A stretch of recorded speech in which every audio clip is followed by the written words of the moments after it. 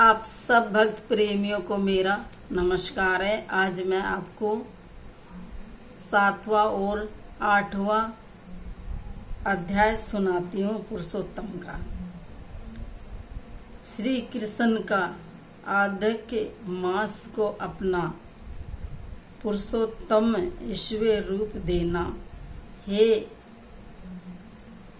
तपाधन, उनका ही प्रश्न और उत्तर सुन रहा हूँ। श्री पुरुषोत्तम बोले, हे विष्णु, आपने यह उचित किया जो मल मास को मेरे समीप लाया। आपकी इससे लोक में कीर्ति बढ़ेगी। जिस प्राणी को तुमने आज्ञाकार किया है उसे मैंने भी अंगीकार कर लिया है। इसको मैं अब अपनी ही समान सृष्ट कर दूंगा। मेरे सभी गुण कीर्ति अनुभाव छे ईश्वरीय पराक्रम भक्तों को वरदान की प्राप्ति आदि जिनके कारण मैं प्रसिद्ध पुरुषोत्तम कहलाता हूँ, उसी नाम से ये मास भी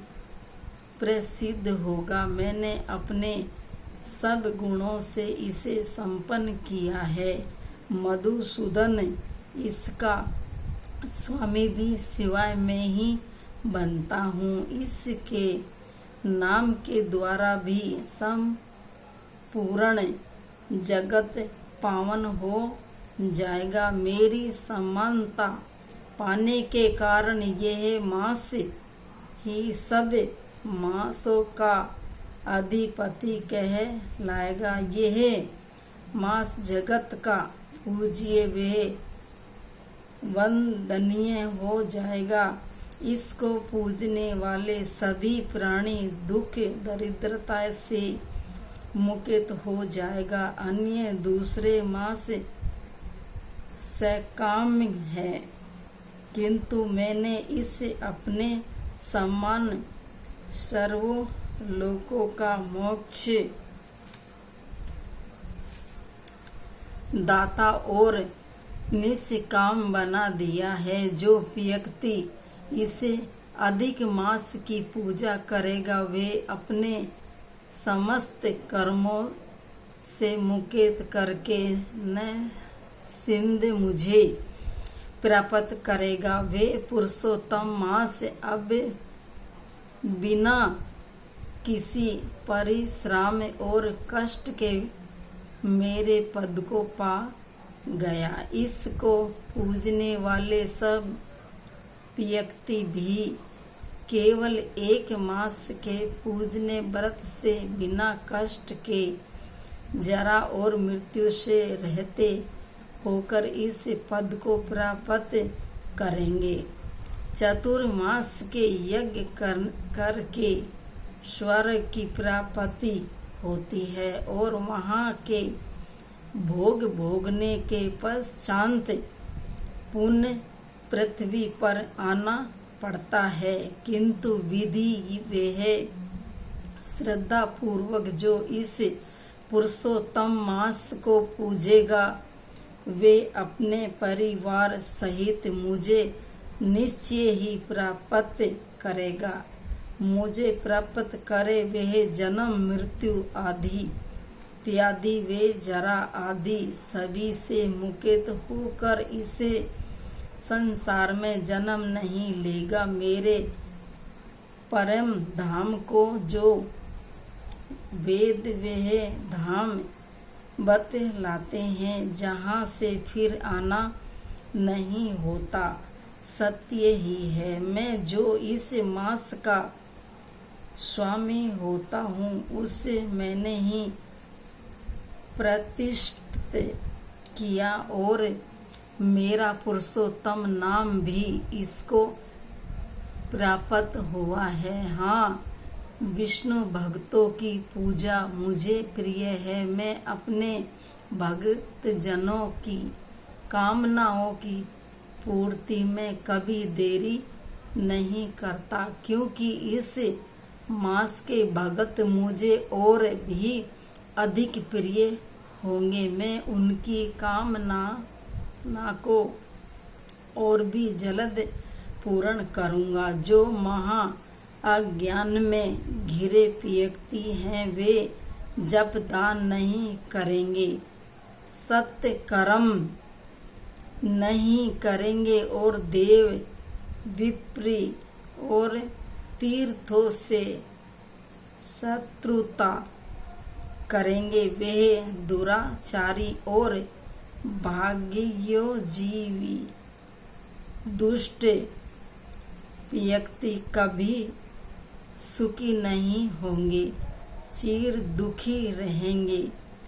वे दुष्ट और दुर्भागी होकर जन्म लेंगे। जो मूर्ख जीव इस अधिक मास की उपेक्षा करेंगे, इसमें धार्मिक कार्य संपन्न नहीं करेंगे, वे नरक में जाएंगे। जो तृतीय वर्ष के पश्चात आने वाले अधिक मास में इन धार्मिक आचरणों को नहीं करेंगे, वे कुंभ पाक नरक को प्राप्त होंगे। इस संसार में जन्म लेकर वे पुत्र पौत्री स्त्री आदि के महान दुख रूप दावानल में पड़कर जलेंगे। जो भी इस पुरुषोत्तम मास में मेरी भक्ति पूर्वक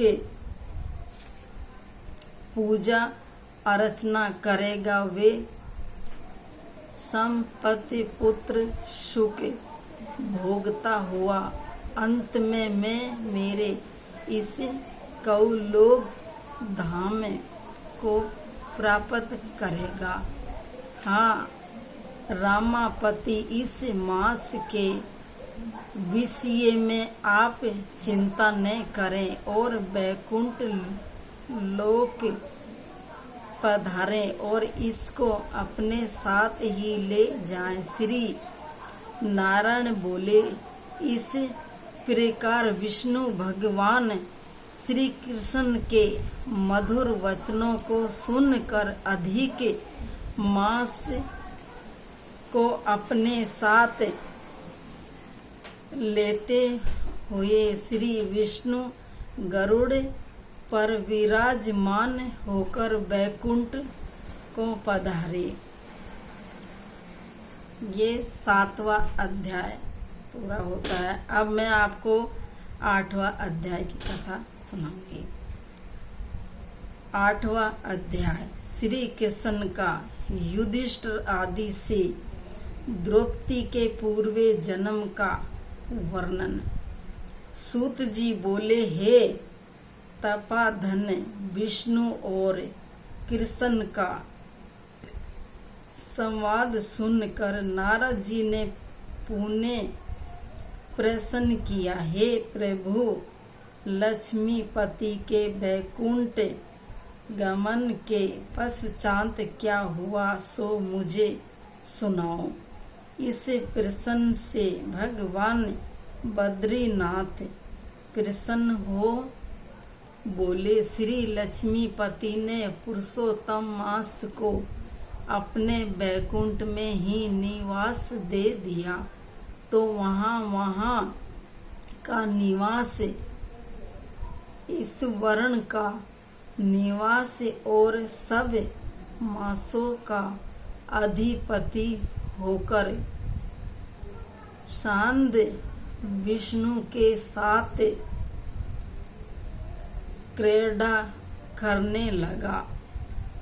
अंतर है मौन भगत वत्सल भगवान युधिष्ठिर और द्रौपदी की ओर देखते हुए श्री कृष्ण जी अर्जुन से कहने लगे, हे राजसाधुरल, मुझे विदित है कि आप लोगों ने वन में आकर कष्ट सहे हैं, इसी से आपको पुरुषोत्तम मास का ध्यान नहीं रहा। वृंदावन श्री कृष्ण का प्रिय पुरुषोत्तम मास आदर नहीं पा सका। व्यास जी से शिक्षा प्राप्त करने हेतु युद्धशील अर्जुन भी इस इंद्र लोक पर्वत पर तप करने चले गया। उसके विछुड़ से दुखी होकर आप लोगों ने भी अज्ञानता में ही इस पुरुषोत्तम मास का व्यतीत होना नहीं जाना, और यह सब भाग्यवश ही हुआ है। अब मैं आपका दुखों के दूसरे कारण को इतिहास के साथ कहता हूँ, तुम्हें ध्यान लगा कर सुनो। श्री कृष्ण बोले, यह द्रौपदी पूर्व जन्म में एक विद्वान ब्राह्मणी की पुत्री थी। इसमें बीतने पर यह सदम 7वें वर्ष में आई तो इसके नेत्र बड़े सुंदर हो गए और रूप निखर गया। यह चतुर गुणी और सुंदरी थी और पिता की अति प्यारी थी। पिता ने उसे पुत्र की भांति पाला पोसा था और कभी उपेक्षा नहीं की। वह साहित्य शास्त्र तथा नीति में निपुण हो गई। माता की मृत्यु पहले हो गई थी, इससे उसे पिता नहीं पाला। पड़ोसियों सखियों का सुख देखकर वे भी पुत्र आदि की कामना करने लगी। विचार करने लगी कि ऐसे गुणी और भाग्यशाली पति पुत्र आदि मुझे किसी प्रकार प्राप्त हो। वह सोचती कि अब क्या किया जाए, किस देव की उपासना की जाए, किस मुनि के समीप जाऊं, कौन सा तीर्थ टन करूं। मेरा भाग्य क्या सोया हुआ है, कोई मुझे पत्नी रूप में अंगीकार नहीं करता। इतने विद्वान होने पर भी मेरे पिता भाग्य दोष से ही मूर्ख बने हुए हैं, जो विवाह के योग्य होने पर भी मेरे लिए उपयुक्त वर नहीं ढूंढा। मैं अपनी सखियों में प्रमुख बनी हुई हूँ, किंतु फिर भी कुमारी हूँ। मेरी सखियों को स्वामी के सुख का जैसा अनुभव है, मुझे वैसा नहीं है। इसी से मुझे अत्यंत क्लेश है। इसी प्रकार इच्छाओं के समुद्र से चिंतातुर वहाँ कन्या मोह और शोक के सागर में डूब गई। दूसरी ओर वह विद्वान ब्राह्मणी कन्यादान हेतु उपयोगिता पात्र की खोज करने में लगा रहा, किंतु उसके योग्य पात्र नहीं मिला और वहाँ निराश हो गया। अपनी कन्या के दूरे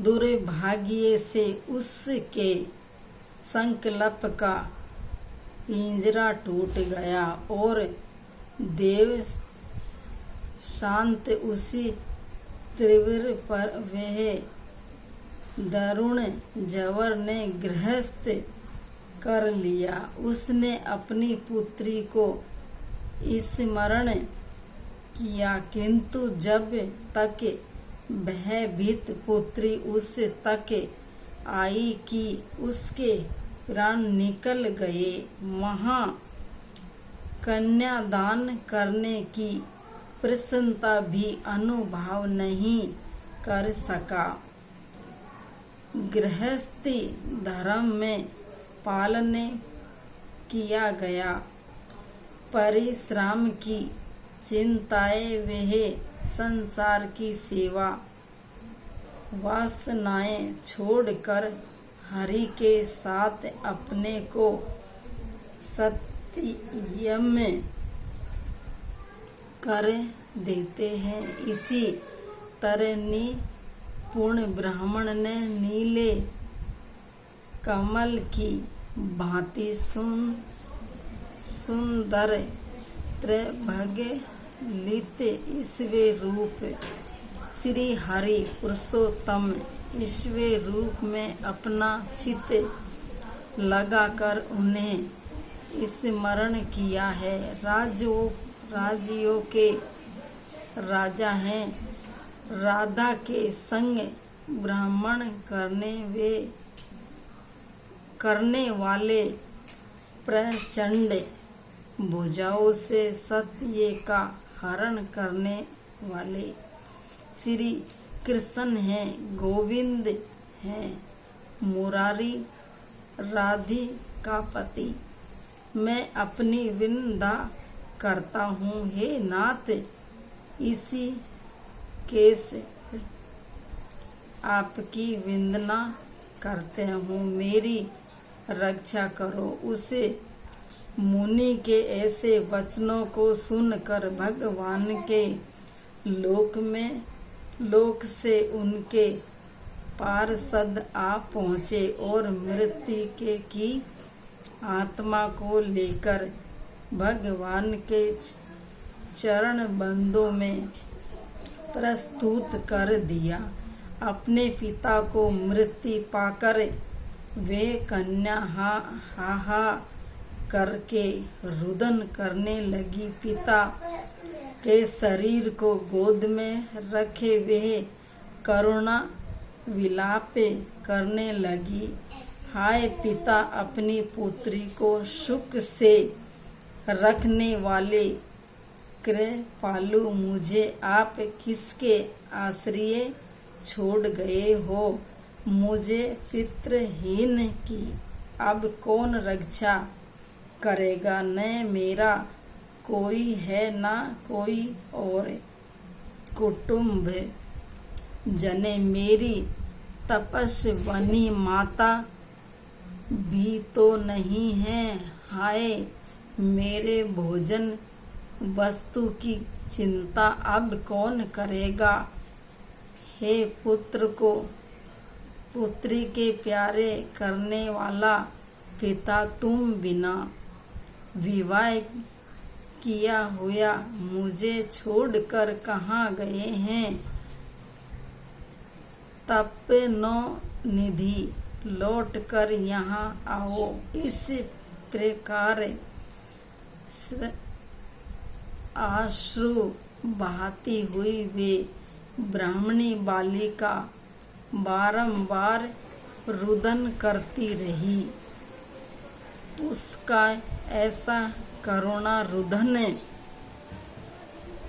उसने सुनकर उसे वन में निवास करने वाले अन्य ब्राह्मण सोचने लगे कि ऐसे करुणा ईश्वर में कौन रोता है, तो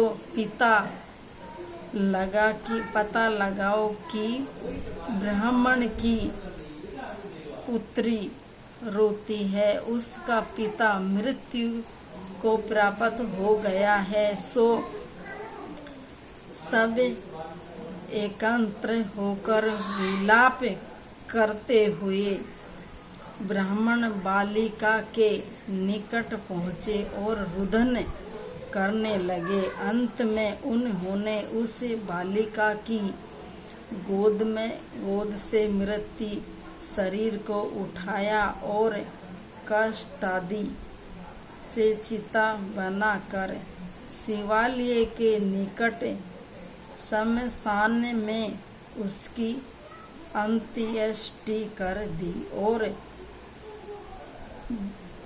तन्मयता दुखी ब्राह्मणी बालिका को धीरज बांधा कर सब अपने अपने निवास स्थानों को लौट गए। बालिका ने पिता के सभी आधारविहित विधानों में यथा शक्ति व्यय किया और उसी वन में अपने पिता के बिछुड़ने से दुखी रहने लगी।